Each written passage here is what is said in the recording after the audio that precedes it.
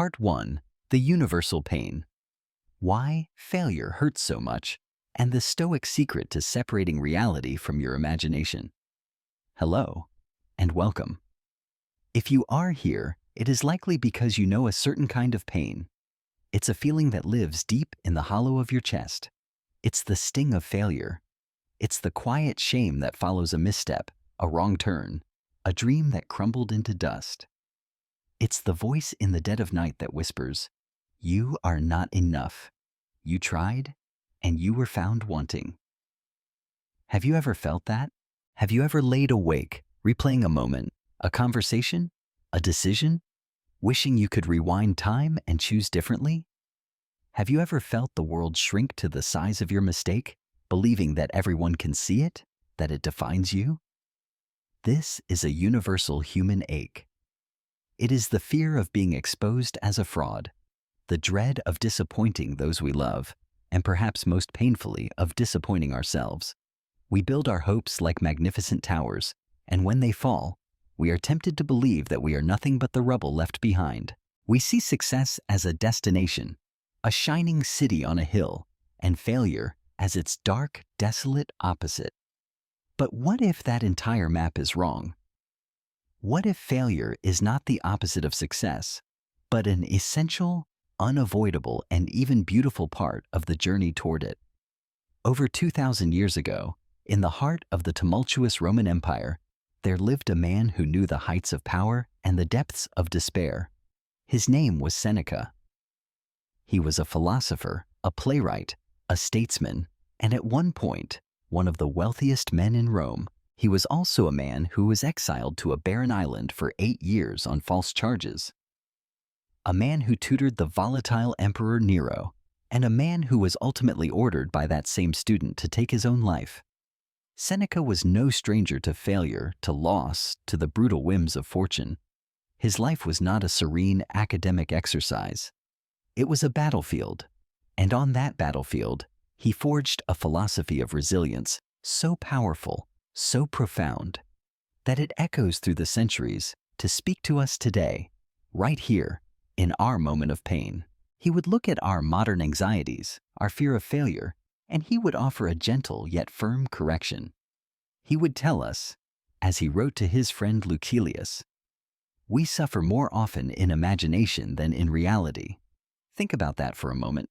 How much of the pain of failure is not the event itself, but the story we tell ourselves about it? The event is over. The project failed. The relationship ended. The opportunity was lost. That is the reality.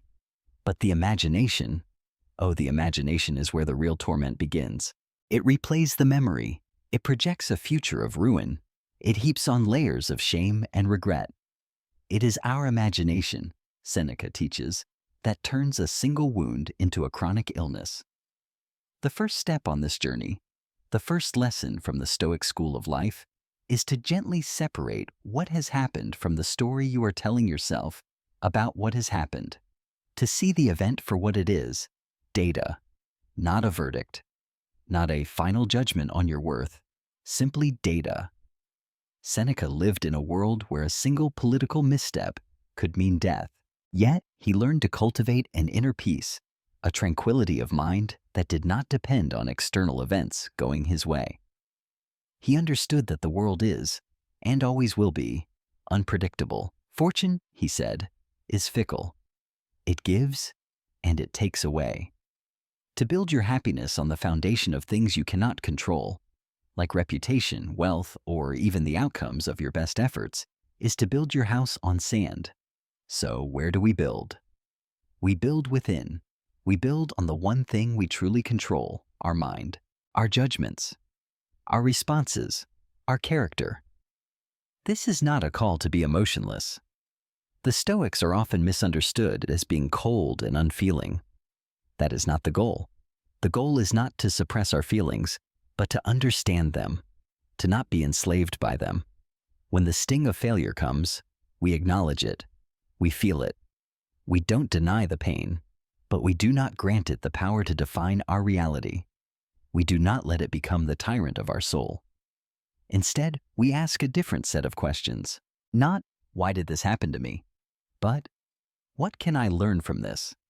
Not, how can I hide this shame? But, how can this experience make me stronger? This is the beginning of a profound shift in perspective. It is the moment we stop seeing failure as an enemy to be feared and start seeing it as a teacher to be respected. A harsh teacher, yes, an unforgiving one at times, but a wise one. Seneca's life is a testament to this. His exile could have been the end of his story. 8 years on a remote island, stripped of his power and influence. For many, this would be a living death. But it was during this time that he wrote some of his most profound philosophical works, including a letter to his mother, consoling her for his exile. He turned a catastrophe into a crucible for his mind. He used his isolation to deepen his understanding of himself and the world. What if you could do the same? What if your current setback, the very thing that feels like a dead end, is actually a doorway, a forced pause, an unexpected detour that will lead you to a place of greater strength and wisdom than you could have ever reached on the straight, easy road? This is the promise of the Stoic path. It is not a promise of a life without failure. No wise person would ever make such a foolish promise. It is the promise of a life where failure no longer has the power to break you. It is the promise that you can learn to meet any fate, any outcome, with a calm and unconquerable mind. So, take a breath, acknowledge the pain you feel, and then let us begin the work. Let us learn how to become the alchemists of our own lives, transforming the lead of our failures into the gold of our resilience. Part 2. The arena of adversity. How challenges are not punishments, but essential training for your character. Have you ever watched a master craftsman at work? A blacksmith forging a blade, a potter shaping clay, a musician mastering a difficult passage? What do they all have in common? Resistance, pressure, repetition. The fire, the wheel, the constant practice. These are not obstacles to their craft. They are the very essence of it. Seneca would tell us that the soul is no different. Our character, our resilience, our inner strength, these are not things we are born with. They are things we forge. And they are forged in the fires of adversity. He uses a powerful metaphor, one that would have resonated deeply with the Roman mind. He says, "No prize fighter can go with high spirits into the strife if he has never been beaten black and blue. The only contestant who can confidently enter the lists is the man who has seen his own blood, who has felt his teeth rattle beneath his opponent's fist, who has been tripped and felt the full force of his adversary's charge." Think of the profound wisdom in this. The fighter who has never been hit is the most fragile. He is untested. His confidence is brittle, based on theory, not experience. The first real blow is likely to shatter him. But the fighter who has been knocked down and has gotten back up, he possesses something invaluable. He knows he can take a hit. He knows the pain, and he knows it doesn't have to be the end. His fear is diminished, replaced by a quiet, battle-tested confidence. This is the Stoic view of failure and hardship. It is not a punishment. It is training. Life is our sparring partner. And as Seneca bluntly puts it, you can't get stronger without getting your ass kicked from time to time. But he adds the most crucial part. You have to get up. This is why Seneca would say, "I judge you unfortunate because you have never lived through misfortune. You have passed through life without an opponent. No one can ever know what you are capable of, not even you." What a radical idea. In a world that worships comfort and ease, that seeks to eliminate all friction from our lives, Seneca calls the person who has never struggled unfortunate. Why? Because that person has never been introduced to their own strength. They have never had the opportunity to discover the reserves of courage and endurance that lie dormant within them. They are strangers to their own potential. Failure, then, is an introduction. It is the moment life says, "Here is a challenge. Let me show you what you are made of." Seneca didn't just write about this, he lived it. After being recalled from his exile in Corsica, he was appointed as the tutor to the young Nero. Imagine the challenge: to guide the most powerful young man in the world, a boy who would grow into a tyrant. Seneca tried to instill in him the principles of virtue, justice, and mercy. By all accounts, this project was a colossal failure. Nero became a monster. Was Seneca a failure as a teacher? By a conventional measure, yes. He failed to shape his student into a good ruler. But the Stoic measure is different. The Stoic focuses not on the outcome, which is often outside our control, but on the intention and the effort, on acting with virtue regardless of the result. Seneca did his duty. He tried to guide. The outcome was Nero's to choose. This is a liberating concept for us. We can pour our heart and soul into a project, a business, a relationship. We can do everything right, and it can still fail, because the world is complex. Other people have their own will. Fortune has its say. The Stoic teaches us to detach our sense of self-worth from that external outcome. Our victory lies in the quality of our effort, in the integrity of our actions, not in the trophy at the end. This understanding leads to a powerful practice: voluntary hardship. Seneca and other Stoics would intentionally practice discomfort to build their resilience. They would sleep on the floor, eat simple food, wear thin clothes in the cold. Why? Not because they glorified poverty, but to rob adversity of its power. By choosing to experience a little discomfort, they were teaching themselves a vital lesson. I can handle this. They were vaccinating themselves against the fear of loss. Seneca wrote that if we realize how far from burdensome it is to be poor, we will be far more at ease when we are rich. How can we apply this today? We don't need to live like ancient ascetics, but we can consciously step out of our comfort zones. Take a cold shower. Fast for a day. Go on a long hike in difficult weather. Have a difficult conversation you've been avoiding. Each time we choose the harder path, we are casting a vote for our future, more resilient self. We are the prize fighter, willingly taking a few punches in training so we are not shocked when we face them in the ring. This is how we reframe adversity. It is not something to be avoided at all costs. It is the very thing that makes us who we are. As Seneca wrote, fire is the test of gold, adversity of strong men. And again, a gem cannot be polished without friction, nor a man perfected without trials. Your failures are not blemishes on your character. They are the chisel marks. They are the heat of the forge. They are the pressure that transforms soft carbon into an unbreakable diamond. The pain is real. The struggle is real. But the growth that comes from it is the greatest prize of all. So, the next time you are faced with a challenge, the next time you stumble and fall, try to hear Seneca's voice. This is not a disaster. This is an opportunity. This is life offering you a chance to become stronger, to see your own blood, to feel the rattle of the blow, and to do the most courageous thing a human being can do: rise again. Part 3. The Alchemist's Mind.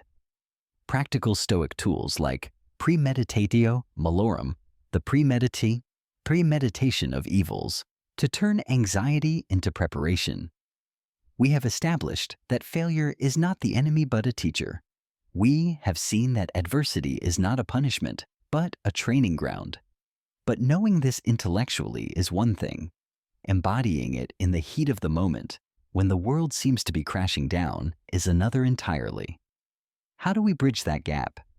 How do we move from understanding the philosophy to living it? The answer lies in the Stoic toolkit for the mind. Seneca and his fellow philosophers were not just thinkers. They were practical psychologists. They developed specific mental exercises to rewire our responses to life's challenges. These are not about empty positive thinking. They are about clear-eyed, rational preparation.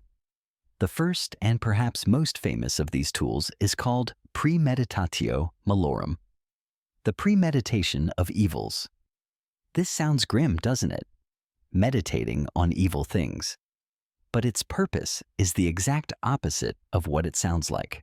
It is not about dwelling in negativity or becoming a pessimist. It is about stripping the future of its power to terrorize us. Here is how it works. In a calm moment, perhaps in the morning, before the day begins, you take time to think about the things that could go wrong. Not in a panicked, anxious way, but in a calm, strategic way. You might think, today I have an important presentation. What could go wrong? The projector could fail. I could forget my lines. I could be asked a question I can't answer. The anxious mind stops there, spiraling into fear. The Stoic mind goes to the next step. For each potential problem, you ask, and what would I do? How would I handle that? If the projector fails, I have my notes printed out. I can speak without the slides. If I forget my lines, I can pause, take a breath, and look at my notes. If I'm asked a question I can't answer, I can honestly say, that's an excellent question, and I don't have the answer right now, but I will find out and get back to you. Do you see the shift?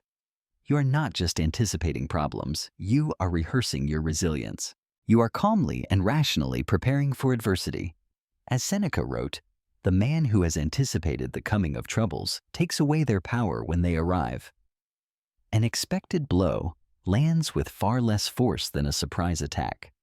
By practicing premeditatio malorum, you turn potential shocks into mere inconveniences. You have already met them in your mind, and you have already decided how you will respond with virtue and calm. This practice extends beyond daily troubles to life's biggest fears. What if I lose my job? What if I get sick? What if I lose someone I love? The Stoic confronts these possibilities not to invite them, but to understand them. To realize that even in the face of the worst imaginable outcomes, there are things we can control. Our response, our character, our choice to act with courage and dignity. The second tool is a radical shift in focus. Seneca teaches us that our suffering comes not from external events, but from our judgment about those events. If you are pained by any external thing, his fellow Stoic Marcus Aurelius would later write, it is not this thing that disturbs you, but your own judgment about it, and it is in your power to wipe out this judgment now. This is the core of Stoic emotional therapy. An event happens. That is a primary fact. Then, we add a layer of judgment. This is terrible. This is a disaster. This ruins everything. It is this secondary judgment, this story we tell ourselves, that creates the turmoil. Imagine you are fired from a job. The event is, your employment has ended. The judgment is, I am a failure. I am worthless. My career is over. This judgment is what causes the deep suffering. The Stoic practice is to pause between the event and the judgment, to see the event as neutrally as possible. My employment has ended. That is a fact. It is neither inherently good nor bad. It is simply a change. From this neutral place, we can then choose a more rational and useful response. This is an opportunity to find a job that is a better fit. This is a chance to learn new skills. This will be difficult, but I have the strength to navigate it. This is what Seneca meant when he wrote, it's not what you bear, but how you bear it. The event is the what. Your judgment and response are the how. All of your power, all of your freedom lies in the how. This is not easy. It requires constant practice, like strengthening a muscle. Seneca himself recommended a daily review. Every evening, he would ask himself, what infirmity have I mastered today? What passions opposed? What temptation resisted? What virtue acquired? This is a process of self-examination, of noticing where our judgments went astray and resolving to do better tomorrow. It is a process of becoming a different person. As Seneca wisely noted, If you really want to escape the things that harass you, what you're needing is not to be in a different place, but to be a different person. You cannot run from your problems because you take your own mind with you. Wherever you go, the only true escape is an internal one. By practicing the premeditation of evils, we prepare for the future. By examining our judgments, we master the present. These are the tools of the Stoic alchemist. They allow us to take the raw, often painful material of life and transform it. They allow us to see that the obstacle in the path is not an obstacle to the path. The obstacle is the path. The failure is the lesson. The setback is the setup for a comeback. This is how you build an unshakable mind, not by wishing for a life without problems, but by cultivating the strength to handle any problem that arises. You become the blacksmith of your own soul, welcoming the fire because you know it is what will make the blade strong, sharp, and true. Part 4. Amor Fati. The radical art of not just accepting, but loving your fate and turning your scars into sources of beauty. There is a level of resilience that goes beyond simply enduring hardship. There is a state of mind that transcends merely bouncing back from failure. It is a profound, almost mystical state of acceptance. A state where you not only accept everything that happens, but you learn to love it.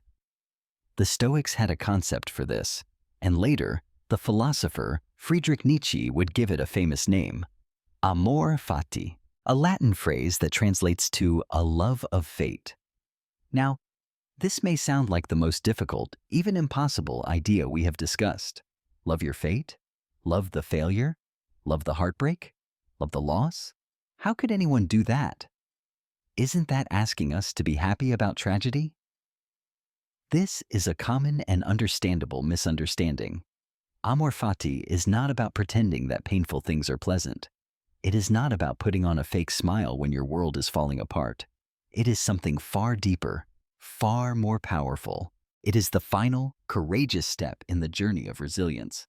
It is the realization that you cannot edit your life. You cannot pick and choose your moments, keeping only the sunny days and discarding the storms. The joy and the pain, the success and the failure, the creation and the destruction, they are all threads in the same tapestry. To pull out one thread is to unravel the entire thing. Amor fati is the decision to say yes to the whole tapestry, to want nothing to be different, not forward, not backward, not in all eternity, as Nietzsche wrote. Why? Because to wish for any part of it to be different is to wish that you were not who you are today. Every mistake, every wound, every failure has shaped you. They have delivered lessons, forged strengths, and carved out depths of character that ease and comfort could never provide. To wish them away is to wish away your own growth. Seneca expressed this idea in his own way. He wrote that we are all chained to fortune. The chain of one is made of gold and wide, while that of another is short and rusty. But what difference does it make?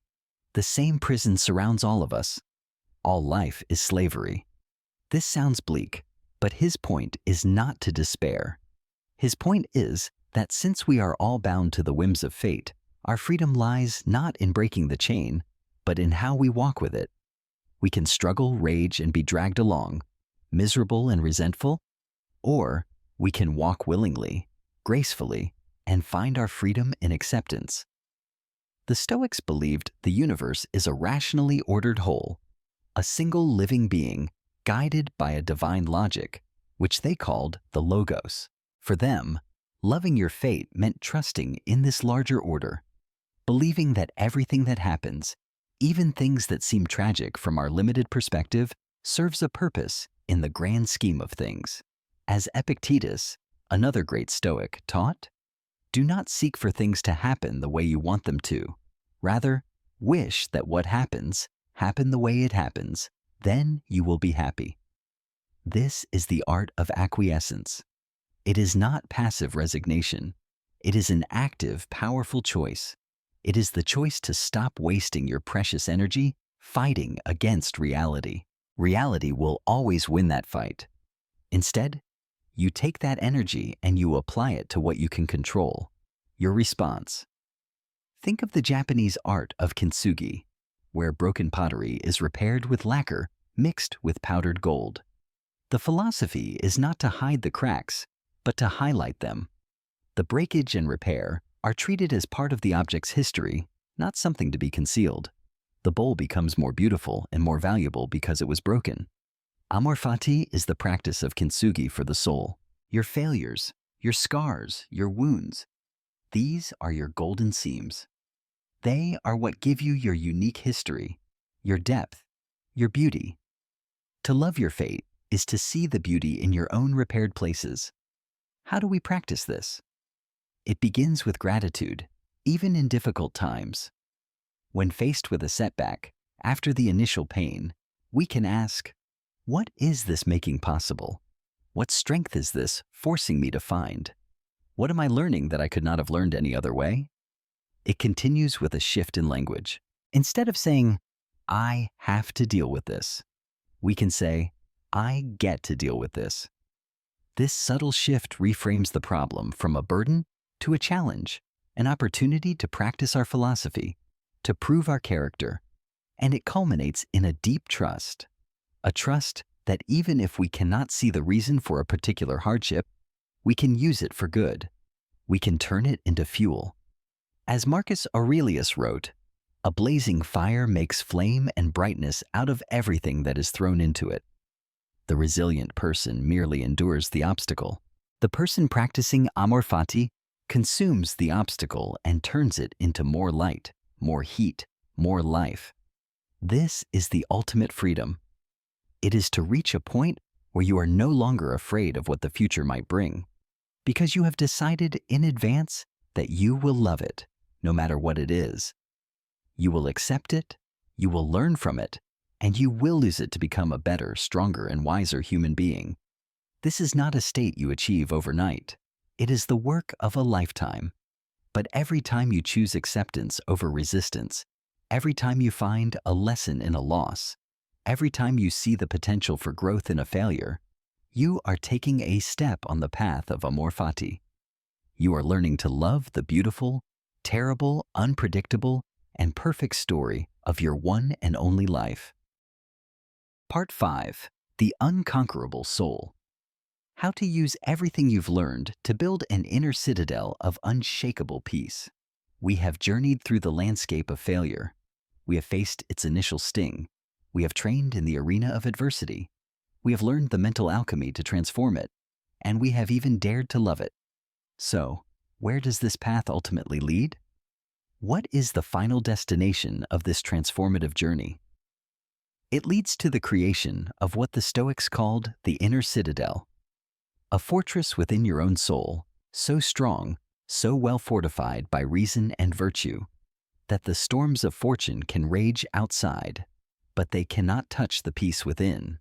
This is the ultimate goal of Seneca's philosophy.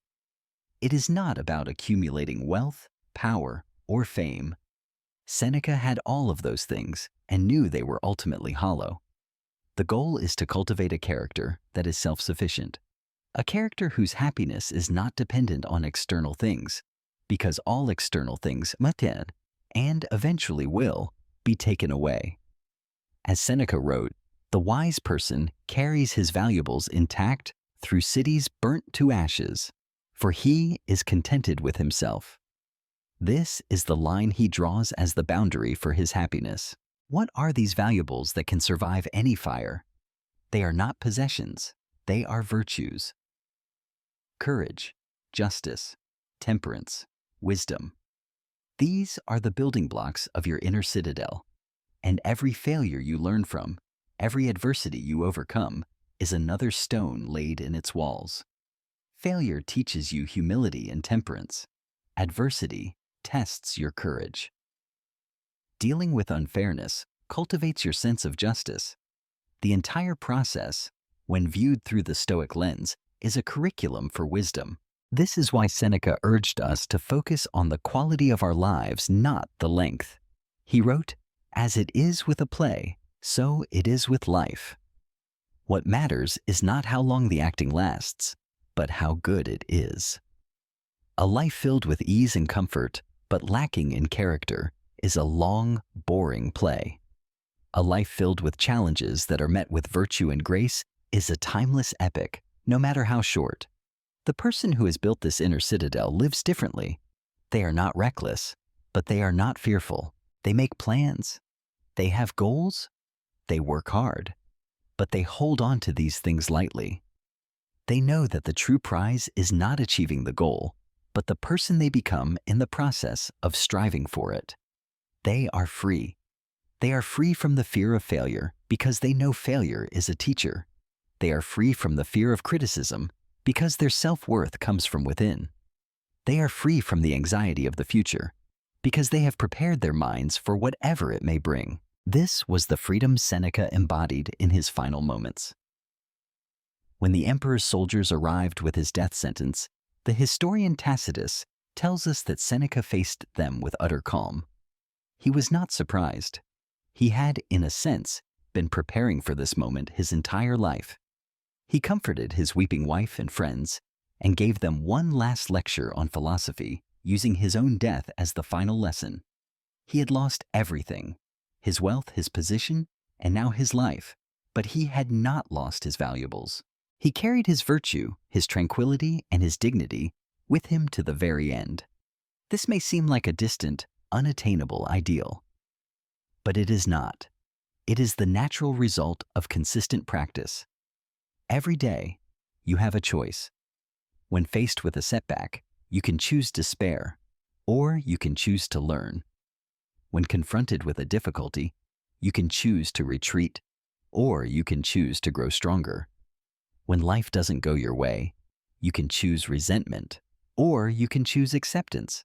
Each time you choose the Stoic path, you are building your fortress. You are becoming the person you were meant to be. The journey of learning from failure is, in the end, the journey of learning how to live.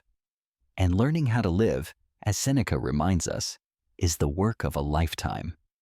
So do not be discouraged by your stumbles. Do not despair when you fall. That is part of the path. The path is not about never falling. It is about getting up every single time, a little wiser, a little stronger, and a little more serene than you were before. You have within you the capacity to face anything life throws at you. You have the raw materials to build an unconquerable soul. The failures are not signs that you are weak. They are invitations to become strong.